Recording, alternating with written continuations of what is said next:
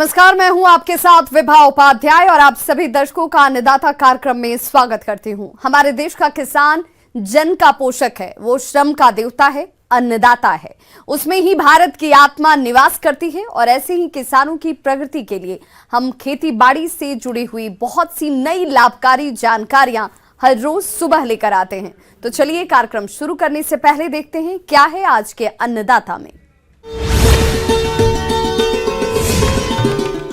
गेहूं की उन्नत खेती करके लें अधिक पैदावार।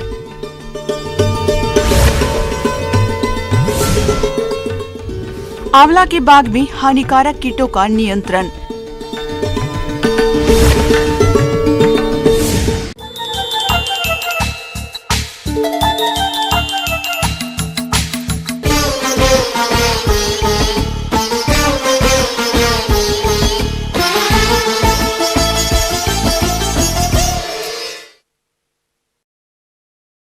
प्रदेश के जो किसान भाई गेहूं की खेती करना चाहते हैं, उनके लिए यह बुआई का सही समय है। गेहूं की फसल से अच्छा उत्पादन लेने के लिए गेहूं की उन्नत किस्मों का चुनाव करके वैज्ञानिक तरीके से बुआई करनी होगी।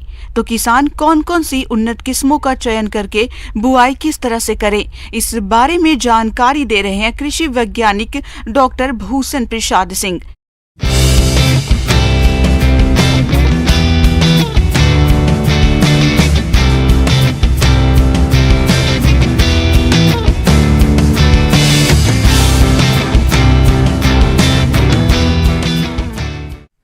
जो हमारी खेती के लिए जो क्या उपयुक्त फसलें हैं उसके बारे में और उनके कैसे उत्पादन को बढ़ाया जाए इसके बारे में हम बात करेंगे। सबसे पहले जो अभी रबी सीजन हम लोग का है, तो इस रबी सीजन के लिए तो इसमें एक मुख्य फसल हमारे देश में गेहूं की एक फसल होती है, जो धान के बाद हम लोग गेहूं की फसल ले सकते हैं। और ये चीज़ हम बतला रहे हैं कि फसल के उत्पादन को बढ़ाने के लिए जो सबसे बड़ी चीज़ होती है कि मिट्टी की तैयारी एक सही तरीके से हो जाए, मिट्टी को अच्छे तरीके से तैयार करें और टाइम से हम बुआई करें, तो हम अच्छा उत्पादन उससे प्राप्त कर सकते हैं। गेहूं की खेती चाहे सिंचित या असिंचित दशा में करनी हो, दोमट मिट्टी सर्वोत्तम होती है। सामान्य पीएच वाली जीवांश से भरपूर मृदाएं सोने पर सुहागा का काम करती है कि मिट्टी सामान्य रूप से थोड़ा क्षारीय है।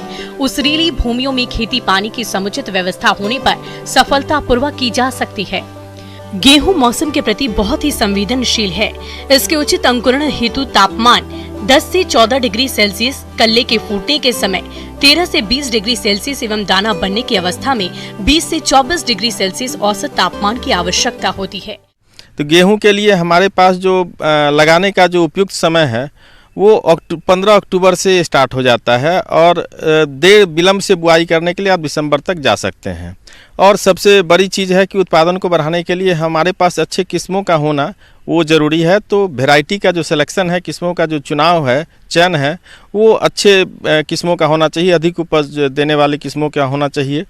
उसके लिए हमारे पास जो 3 तरह के कंडीशन हमारे पास हैं कि आप टाइम से लगाते हैं और इरिगेटेड कंडीशन में लगाते हैं, सिंचाई की व्यवस्था है। उनके लिए जो वैरायटी हमारे पास उपलब्ध है उसमें HD 2189 ये वैरायटी हमारे पास अच्छा वैरायटी है। HD 2380 ये भी वैरायटी अच्छी है। MACS 2496 और ये वैरायटी जो है 105 से 115 दिनों के बीच में तैयार हो जाती है। तो इन किस्मों का आप चयन इस तरह से करें। और रेनफेड कंडीशन में सिंचाई की अच्छी व्यवस्था नहीं है, वैसे किसानों को उसमें NI 59 जो है वो अच्छी है, MACS 9 ये सब वैरायटी जो है उसको ले सकते हैं और ये भी तकरीबन 105 से 120 दिनों के बीच में तैयार होती है। उचित गुणवत्ता वाले 85% या उससे अधिक अंकुरण क्षमता वाले सही प्रजातियों में स्वस्थ बीजों का चुनाव करें। सामान्य समय पर बुआई करने पर सिंचित एवं असिंचित दोनों ही दशा में बीज दर 100 से 125 किलोग्राम प्रति हेक्टेयर प्रयोग करें। विलंब से बुआई की परिस्थिति में बीज दर थोड़ा बढ़ाकर 125 से 150 किलोग्राम प्रति हेक्टेयर की दर से प्रयोग करें। बीज उपचार बीटा बैक्स या बेनलेट से 2.5 ग्राम रसायन प्रति किलोग्राम बीज की दर से करें। सूर्य के धूप से उसको ट्रीट करते हैं या गर्म पानी से उसको उपचारित कर लेते हैं, उससे भी हमको काफ़ी फ़ायदा मिलता है। इसके बाद हमारे पास आता है कि उर्वरक का प्रबंधन कैसे करें। रासायनिक उर्वरक और जैव उर्वरक जिन चीज़ों का व्यवहार करना चाहते हैं उसके लिए हमारे पास जो है जो फार्म यार्ड मैन्योर है 2 से 3 टन आपको प्रति हेक्टेयर इसमें ज़रूरत पड़ता है। इतना डालते हैं तो आपको अच्छी उपज की प्राप्ति हो सकती है। साथ में नाइट्रोजन, फास्फोरस और पोटास जो लोग जो टाइमली लगा रहे हैं उनके लिए नाइट्रोजन 120 किलोग्राम प्रति हेक्टेयर, फास्फोरस 40 से 60 किलोग्राम प्रति हेक्टेयर और पोटास की मात्रा 40 किलोग्राम प्रति हेक्टेयर की आवश्यकता होती है।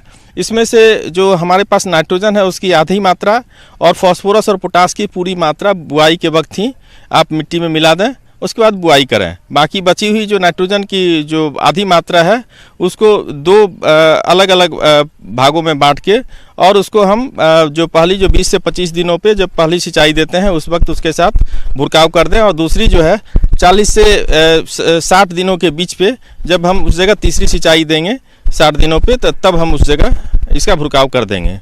इसके बाद जो है लगाने के लिए हम सीधी बुआई कर सकते हैं, ब्रॉडकास्टिंग कर सकते हैं और दूसरे जो है हम कतार में भी लगाते हैं।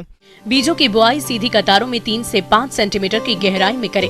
सामान्य दशा में बुआई पर कतार से कतार की दूरी 20 सेंटीमीटर रखें। अगर कतार में लगाते हैं तो जो हमारा पौधे 22 से 23 सेंटीमीटर 22.5 सेंटीमीटर हम लोग जो उपयुक्त पौधे की संख्या को बनाए रखने के लिए जो स्पेसिंग होगा 15 गुने 22.5 सेंटीमीटर होगी। जो एक समस्या हमारे गेहूं में आता है उसमें खरपतवार का भी समस्या रहता है, उस जगह फिर आप रसायन का इस्तेमाल कर सकते हैं। उसके लिए हमारे पास जो खरपतवारनाशी दवा है इसके इस्तेमाल से हम खरपतवार को नियंत्रित कर सकते हैं। गेहूं में कितनी बार सिंचाई दी जाए ये मिट्टी की संरचना और फसल के दौरान होने वाली वर्षा की मात्रा पर निर्भर करता है। यदि संभव हो तो प्रथम सिंचाई समय पर बुआई के 20 से 25 दिनों बाद अवश्य करें तथा कम से कम 3 सिंचाई क्रमशः 20-25, 60-75, 90-100 दिनों बाद करें। ये अवस्थाएं क्रमशः ताजमूल जड़ें निकलते समय, कल्ले फूटते समय एवं दानों में दूध पड़ने के समय से मेल खाती है। किसान भाइयों, अगर आप इन सब चीज़ों का ख्याल रखते हैं और ये सारे तरीकों को अपनाते हैं तो हमें उम्मीद है कि काफ़ी अच्छी उपज की प्राप्ति हो सकती है और किसान भाई अपने आमदनी को बढ़ा सकते हैं। किसान भाइयों, अभी तक आपने खेती से जुड़ी हुई कुछ उपयोगी जानकारियां देखी। अब लेते हैं एक छोटा सा ब्रेक, जल्द लौटेंगे और कार्यक्रम में आगे भी है खेती बाड़ी से जुड़ी हुई महत्वपूर्ण जानकारियां, तो बने रहिए हमारे साथ।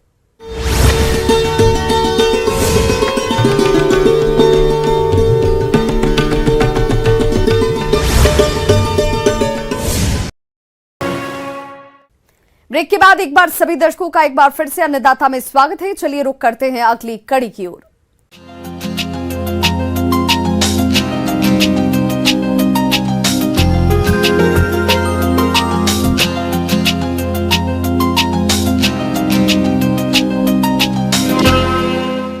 अपने प्रदेश के बहुत से किसान खेती के साथ साथ फलदार पौधे की बागवानी करके अच्छा लाभ कमाते हैं। इसी बात को ध्यान में रखते हुए यदि आपने भी आंवला के बाग लगाए हैं तो उससे अधिक फलों का उत्पादन मिले, इसके लिए बाग को कीटों के प्रकोप से मुक्त रखना होगा। तो चलिए जानते हैं आंवला के बाग में लगने वाले हानिकारक कीटों की पहचान और नियंत्रण के बारे में।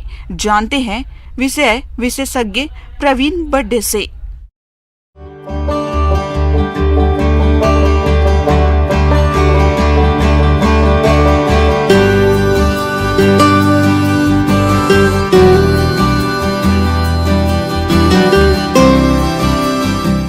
किसान भाइयों, आंवला की यदि बागवानी किसान करता है तो बहुत अच्छा मुनाफा कमा सकता है। कुछ समय पहले इसके बाग काफ़ी मात्रा में हुआ करते थे।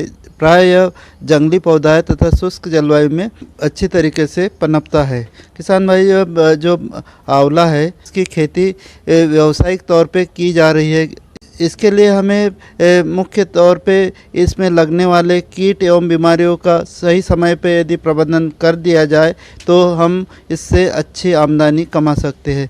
इसके लिए हमें कौन कौन से कीट लगते हैं, कौन कौन से रोग लगते हैं, इनका किस प्रकार से हम यांत्रिक, जैविक, रासायनिक नियंत्रण कर सकते हैं, इसके बारे में मैं चर्चा करना चाहूँगा। किसान भाइयों, आंवले का प्ररोह पिटिका या शूट गाल बनाने वाला कीट आंवले की टहनी की शिखा में छेद करके भीतर बैठ जाता है, जिससे टहनियों में गांठ बनने लगती है, जिसके कारण गांठ के ऊपर टहनी की बढ़वाड़ बिल्कुल रुक जाती है, जिससे पुष्पन और फलन पर प्रतिकूल प्रभाव पड़ता है। इस कीट का प्रकोप नर्सरी के पौधों और पुराने फलदार वृक्षों में अधिक होता है। इस कीट से बचाव के लिए पेड़ बहुत घने नहीं होने चाहिए। गॉल वाले प्ररोहों काट कर कीड़ों सहित नष्ट कर देना चाहिए। जिन बागों में इसका प्रकोप लगातार होता रहता है उसमें 0.05% मोनोक्रोटोफॉस कीटनाशी का छिड़काव मौसम के शुरुआत में करें। यदि आवश्यकता हो तो दूसरा छिड़काव 15 दिनों के बाद करें। सबसे पहले जो कीट है इसमें आंवला में छाल भक्षी कीट है, इसको इंटरबेला टेट्राओनिस कहते हैं, इसका जो साइंटिफिक नेम है। किसान भाई ये कीट जो आंवला के पौधे हैं इसके छाल को खाता है। साथ में ये छाल को खाते हुए इसमें जो तना होता है उसमें छेद करता है। साथ में इसका जो टिश्यू है इसको नष्ट करके बाद में पौधा सूखने लगता है।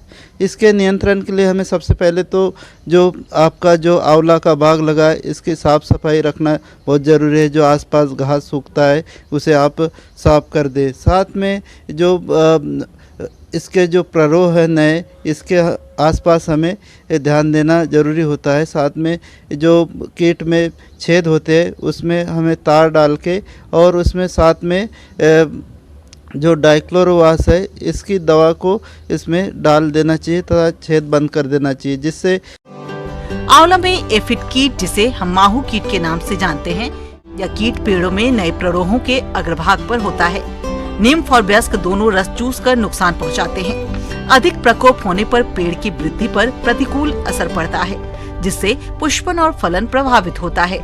प्रभावित पत्तियां पीली पड़ जाती हैं और सूख कर गिरने लगती हैं। इसके नियंत्रण के लिए प्रकोप के शुरुआत में ही प्रभावित पत्तियों और प्ररोहों को काटकर कीड़ों सहित नष्ट करना चाहिए। अधिक प्रकोप होने पर इमियोडोक्लोप्रिड दवा की 1 मिलीलीटर मात्रा को 3 लीटर पानी के हिसाब से घोल बनाकर छिड़काव करने से इस कीट का नियंत्रण किया जा सकता है। इसके बाद में आता है अनार की तितली। किसान भाइयों, अनार की तितली भी काफ़ी इसको नुकसान पहुंचाती है आंवले को। इसके नियंत्रण हेतु हमें सबसे पहले तो ध्यान रखना चाहिए कि जहां हम आंवला का बाग लगाने जा रहे हैं उसके आसपास अनार का बाग नहीं होना चाहिए, क्योंकि इसके जो अनार की तितली है उड़ के आंवला में आ जाती है जो कि नुकसान पहुंचाती है। किसान भाइयों, इसके नियंत्रण के लिए हमें जो फूल की अवस्था होती है उस समय हमें कोई भी कीटनाशक जैसे कि इमिडाक्लोप्रिड है, थाइमिथाक्साम है, 0.3% के घोल का छिड़काव करके इसका नियंत्रण किया जा सकता है। इसके बाद में आता है मिलीबग। मिलीबग यह भी काफ़ी नुकसान पहुंचाता है। इसमें क्या होता है कि जो पत्तियां होती है इसके पास कीट चिपचिपा स्क्रेटा छोड़ता है, जिसके नियंत्रण के लिए हमें मिलीबग के लिए जैसे कि इमिडाक्लोप्रिड है दवा, इसका उपयोग करना चाहिए। इससे इस कीट का नियंत्रण हो जाता है। आंवला एक बहुत ही स्वादिष्ट एवं पाचक फल है। साथ में इसमें विटामिन सी बारवाडेस चेरी के बाद में सबसे ज़्यादा पाया जाता है तथा इसमें जो विटामिन सी है 600 mg प्रति 100 ग्राम के हिसाब से पाया जाता है, जो कि एक विटामिन सी का बहुत अच्छा स्रोत है। मुख्य तौर पे इसमें लगने वाले कीट एवं बीमारियों का सही समय पे यदि प्रबंधन कर दिया जाए तो हम इससे अच्छी आमदनी कमा सकते हैं। आगे और भी हैं खेती बाड़ी से जुड़ी हुई बहुत सी रोचक जानकारियां, पर यहां रुकेंगे एक छोटे से ब्रेक के लिए। जल्द हाजिर होते हैं।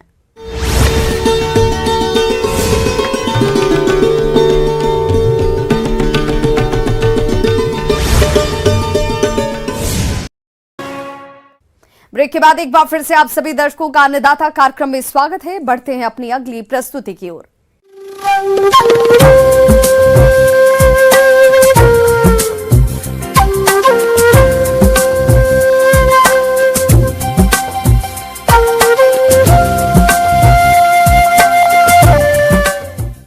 मौसम के अनुसार प्रबंधनों पर ही टिकी है आपकी खेतीबाड़ी, और इसलिए मौसम पूर्वानुमान और उस पर आधारित साप्ताहिक कृषि सलाह इस प्रकार है।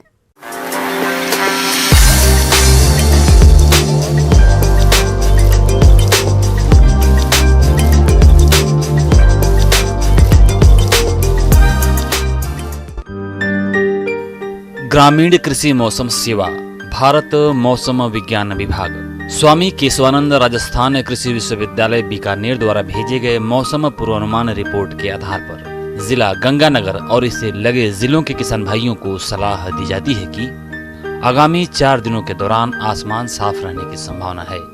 इस दौरान अधिकतम तापमान 35 से 36 डिग्री सेल्सियस और न्यूनतम तापमान 16 से 18 डिग्री सेल्सियस के मध्य रहने की संभावना है।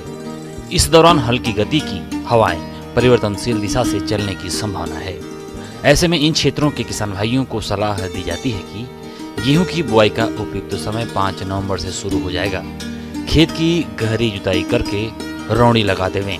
बत्तर आने पर 2 जुताई करके खेत को बिजाई के लिए तैयार करें। दीमक की रोकथाम के लिए क्विनालफास 1.5% चूर्ण 6 किलोग्राम प्रति बीघा की दर से भूमि में अंतिम जुताई के समय मिला दें। सरसों की बिजाई का अंतिम समय चल रहा है, अतः किसान भाई देरी से बुआई के लिए किस्में जैसे RGN 145, RGN 236 को प्राथमिकता देवें। सरसों में बीज की मात्रा 600 से 7 ग्राम प्रमाणित बीज प्रति बीघा की दर से बुआई करें। बिजाई से पहले 20 किलोग्राम यूरिया और 62.5 किलोग्राम सिंगल सुपर फास्फेट और 75 किलोग्राम जिप्सम प्रति बीघा की दर से बेसल के रूप में प्रयोग करें। चने की बिजाई का उपयुक्त समय शुरू हो गया है, अतः किसान भाई सिफारिश की गई उन्नत किस्मों के प्रमाणित बीज की व्यवस्था करें। देसी चने की बुआई के लिए GNG 2261 जिसे केसो के नाम से जानते हैं, GNG 1958 जिसे मरुधर के नाम से जानते हैं, GNG 2144 जिसे तीज के नाम से जानते हैं, GNG 1581 जिसे गणगौर के नाम से जानते हैं, GNG 2171 जिसे नीरा के नाम से जानते हैं एवं बरानी क्षेत्रों के लिए RSG 888 और काबुली चने की बुआई के लिए GNG 1499 जिसे गौरी के नाम से जानते हैं व GNG 1669 जिसे त्रिवेणी के नाम से जानते हैं को प्राथमिकता देवें। चने की बिजाई के लिए किसान भाई सिफारिश की गई उन्नत किस्मों के प्रमाणित बीज देसी चने के लिए 15 किलोग्राम और काबुली चने के लिए 25 किलोग्राम बीज प्रति बीघा की दर से प्रयोग करें। चने की बिजाई के लिए 5 किलोग्राम नाइट्रोजन और 10 किलोग्राम फास्फोरस प्रति बीघा बेसल के रूप में प्रयोग करें। चने की बिजाई से पहले जड़ गलन व उकठा रोग की रोकथाम के लिए 10 ग्राम ट्राइकोडर्मा हार्जेनियम जैव या 1.5 ग्राम कार्बेंडाजिम 50 WP की 2 ग्राम मात्रा से प्रति किलोग्राम बीज को उपचारित अवश्य कर लें। चने की फसल में खरपतवार नियंत्रण के लिए बिजाई के बाद पेंडिमेथिलिन 30 EC दवा की 3.3 लीटर मात्रा प्रति हेक्टेयर दर से 500 से 700 लीटर पानी में घोल बनाकर फ्लैट फैन नोजल की सहायता से छिड़काव करें। छिड़काव पीछे हटते हुए करें। जौ की बिजाई का उपयुक्त समय चल रहा है। जौ की बिजाई के लिए RD 2052, RD 2035, RD 2660, RD 2592 एवं माल्ट किस्मों में RD 2503, DWRUB 52 समय पर बुआई के लिए और DWRUB 64 देरी से बुआई के लिए उपयुक्त हैं। गन्ने को गिरने से बचाने के लिए आमने सामने की कतारों में 3 से 4 झुंड की पत्तियों से तिपाई के रूप में बांधना चाहिए। नींबू वर्गीय पौधों में कैंकर रोग के नियंत्रण के लिए स्ट्रेप्टोसाइक्लिन 100 मिलीग्राम एवं कॉपर ऑक्सीक्लोराइड 2 ग्राम प्रति लीटर पानी की दर से घोल बनाकर छिड़काव करें।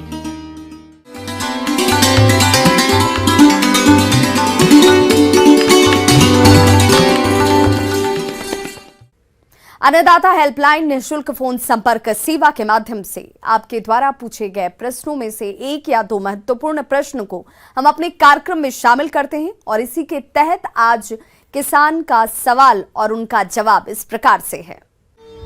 अन्नदाता निःशुल्क फोन संपर्क सेवा के माध्यम से पूछे गए प्रश्नों में से आज हमने जिस प्रश्न को कार्यक्रम में शामिल किया है उसे पूछा है ग्राम मलाह जिला भरतपुर के कृषक अतुल कुमार ने। आप पोटैटो प्लांटर यंत्र के बारे में संपूर्ण जानकारी चाहते हैं तो अतुल कुमार जी आपकी जानकारी के लिए प्रस्तुत है कार्यक्रम का ये अंश।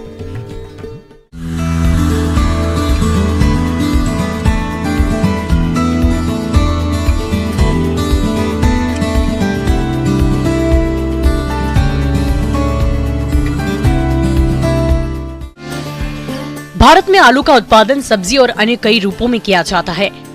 यहाँ कुल उत्पादन का करीब 90% सब्जी के रूप में प्रयोग किया जाता है। इससे अच्छे प्रकार का स्टार्च और अच्छा प्रोटीन भी मिलता है, जिसकी बुआई का उचित समय चल रहा है और हमारे किसान भाई इस समय इसकी बुआई करने की तैयारी में जुटे हैं। लेकिन देखा जाता है कि किसान आलू की बुआई मेड़ बनाकर हाथ से करते हैं, जिससे एक तो श्रम, समय और लागत अधिक लगता है, वहीं दूसरी ओर कई बार मजदूर समय पर नहीं मिलने से बुआई में देरी भी हो जाती है और फसल की लागत भी बढ़ जाती है। ऐसे में किसान परेशान रहते हैं। वो क्या करें? कैसे समय पर फसल की कम लागत में बुआई करें? तो इस तरह की समस्याओं से बचने के लिए पोटैटो प्लांटर यंत्र काफी अच्छा साबित हो रहा है, जिसके द्वारा कम समय में अधिक एरिया में आलू की निश्चित दूरी और निश्चित गहराई पर आसानी से बुआई की जा सकती है। इस यंत्र में लोहे का एक फ्रेम होता है जिसमें फरो ओपनर लगे होते हैं। फ्रेम पर एक सीड बॉक्स जिसमें आलू भरे जाते हैं, इसको हॉपर भी कहते हैं। इसमें कतारों की संख्या के अनुसार 2, 3 या 4 घूमने वाली डिस्क लगी होती है, जिसमें आलू के साइज के होल कटे होते हैं। ये डिस्क चेन के द्वारा ग्राउंड व्हील की सहायता से घूमती है, जो कि फ्रेम पर लगा होता है। सभी डिस्क के पीछे एक एक सीट लगी होती है, जिस पर आलू डालने वाले व्यक्ति बैठते हैं। फ्रेम के पिछले भाग में फरो ओपनर के पीछे मिट्टी चढ़ाने वाले रेजर लगे होते हैं, जो कि कुंड में आलू गिरने के बाद उसे फौरन मिट्टी से ढक देते हैं और उस पर मिट्टी चढ़ाकर मेड़ बना देते हैं। इस यंत्र के उपयोग से आलू की बुआई और मेड़ दोनों एक साथ बन जाती है। इसके साथ ही बुआई के समय उर्वरकों का प्रयोग भी किया जा सकता है, जिससे कम समय और कम लागत में अधिक एरिया में आसानी से बुआई कर सकते हैं। किसान भाइयों, हाथों से प्रति हेक्टेयर खेत में आलू की बुआई करने पर लगभग कुल खर्च 6,000 रुपए आते हैं। वहीं दूसरी ओर 1 हेक्टेयर खेत पर पोटैटो प्लांटर द्वारा आलू की बुआई करने पर औसतन कुल लागत 3,000 रुपए खर्च आते हैं। इस प्रकार हम कह सकते हैं कि पोटैटो प्लांटर द्वारा आलू की बुआई करना लाभप्रद है। किसान भाइयों, पोटैटो प्लांटर कई तरह के होते हैं। यंत्रों की कीमत इनमें लगी डिस्कों के आधार पर निर्धारित की जाती है। तो यदि आप पोटैटो प्लांटर खरीदना चाहते हैं तो यंत्र की कीमत और इस पर मिलने वाले अनुदान के बारे में अधिक जानकारी के लिए आप अपने नजदीकी कृषि विभाग में संपर्क करें।